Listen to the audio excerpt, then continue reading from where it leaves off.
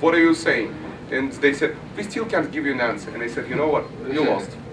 This was very simple. Now the world premieres in Montreal. Yeah. And I grew up 45 minutes south of here in Plattsburgh, New York, so this is a very exciting place for me to be for the world premiere. I know Montreal very well, and I had poutine last night. So I'm very happy. I'm going back to the gym on Monday. And we have another gentleman who was growing here. His dad, My father? Saul Rubinek. Saul Rubinek is from, right, Saul Yeah. Rubinek is Canadian. Saul? Saul Rubinek is your father? No, No, but- as a character. but Saul Rubinek Maybe, is, yeah. Saul, and actually you will see him tonight, and he will tell all story about how he was growing and where he was growing, and you will see his everything about. And he really liked him. At the end of the movie, he was about to adopt him. I swear. I'm telling you, Lainey and Saul felt like my real parents, and I was a little apprehensive at the beginning because this is my first feature film. I come from Broadway, and Saul and Lainey were theater veterans. So when I came onto set, I knew that they would take care of me because they had this. We had similar backgrounds. That earlier in their career, they were theater actors also. So they really felt like my real parents on set. And they were kind of shady to me, but I think that's because I was marrying their son. Yeah, that's I don't know. That's why they You really got, your son-in-law. they really got into character. Yeah, exactly. And, I didn't get and as much Lainey, love for Lainey some Kazan reason. reminds me of all of my mother's Mahjong group friends. Oh. So she did feel like a mother to me. And your sister looked a lot like you, right? My sister, that was a strike of, that was good luck in casting. Coincidentally. My sister in the movie, it looks like she could be my sister in real life, more than my own sister. So. And actually we had a blast because all the cast coming from Broadway. Like, My mom she was in the original Annie, was it? Yeah. On Broadway, like Yeah. the woman His who mother played in my the mom. film, Shelley Birch. Yeah, Shelley Yeah. Birch. She's And- like a Broadway vet from back in the day. She was on One Life to Live, is it? She was best known for being on a long soap opera for like 20 years, but she started on Broadway. And And Vinny Vinny also. Pastor was, I think, just finished something on Broadway Yeah. before And he shut working on down. another one. And working on another Broadway show, but probably best known for playing Big Pussy on The Sopranos. That's a character name, don't look at it. So now you know why we choose Montreal. Yeah. John, John and Jay, what were some of the biggest challenges you had, like going from a Broadway background into feature film as you did this time, working on The greatest challenge for me was just the unknown, not really knowing how to work on a film set yet, and Yevgeny really helped me with that when I first got to set. And again, like I said, I knew I'd be taken care of. I didn't know Yevgeny yet, but I did know that Saul and Lainey's background, that they would kind of understand what a theater actor would have to go through to adapt to film. So I sort of guessed that I'd be taken care of that way, but Yevgeny helped me a lot. Why don't you tell the story of that first day that we worked together, Jay? Where Oh Yevgeny my saved God. us. Yeah, it was All right, actually sir.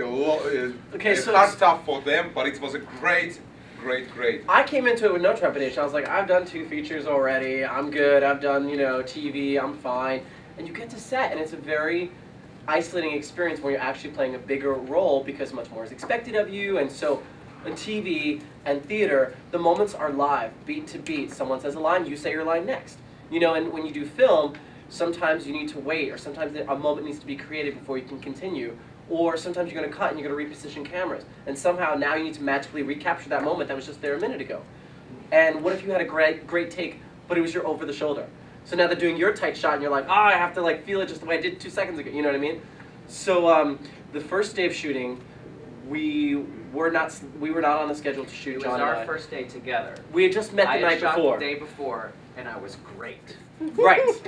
I didn't witness that. I wasn't there. We had never, literally, we met at the end of the shooting day. Martinis, right? It was after 3 months, I don't know. But it was literally the director wanted us to go have a read-through of our scenes together. Just kind of talk it through. So we sat in a hotel room and we went through the script and it was fine. And he kind of gave some, so kind of an overview of notes about character and everything. And then he said, okay, so, Lainey is not feeling well. So she has food poisoning or something. We're going to need to move your shooting day up to, well, we didn't find that out until, it was like a Friday night we had the read-through, and then Saturday afternoon we thought we were off all day, and we got a phone call at like 10 or noon saying you guys need to be on set at 2. And we're going to shoot this pivotal scene. And we're like, okay, so... hardest scene for our characters. Right. And But so you were ready, right? I was ready. I was like, great, awesome. You know, makeup, hair, I was like, done. So I get to set, we get to set, it's freezing cold, and this scene takes place in a park. It was just like this, and it was spitting. You know that weird rain where it's not really committing to actually coming down? Spitting. So John and I are now on set. We're feeling pretty good, you know, Emmy Award winner, he's got a Tony. We're feeling like we got something in the bag. So then we're doing the beginning of the scene, and this is the wide shot. And Evgeny can hear us. He can hear our microphones are linked into a little, you know, headpiece thing, and he's looking at us, and we're walking down, doing this great scene, and we're both giving it, or so we think we are. And he, God! And I was like, whoa, what happened? What? And he basically told us that we mind you, we never met. He's like, I'm just not feeling it. I'm not feeling a connection. I'm not sensing the sense that you guys have been in a long-term committed relationship with one another. This just feels like two buds, And two bros. You can tell when it's not good, when the acting is not like working, because the entire crew doesn't look at you in the eye. Right? They won't look at you. They're all like looking at the But ground. mind you, you know, I'm gay, John's straight, so there's that weird underlying, like, you know, I don't want you to think anything, and he's like, I don't know, you know, so we're trying to find the balance of being true and honest and hold the integrity of the character. It's okay. So we break for lunch, and we come back from lunch, Evgeny gives us a stern talking You have to. to talk about The exercise. our discussions at lunch. We thought we were being replaced. I was like, clearly they're getting Mario Lopez for me. John, I don't know who they're getting for you, but we're in big trouble. Okay. So, you know, we come back after lunch, and the director, Evgeny, is like, okay, you know, I want you to do, and honestly, I hold on to this. This is one of the best things I ever have experienced as an actor on any set or on stage or otherwise. He said, and this is very, I think it's a very vulnerable place to be. I felt very uncomfortable with it, but the end product was great. Mind you, let me again preface, we've not known each other 24 hours yet, maybe just over 24 hours.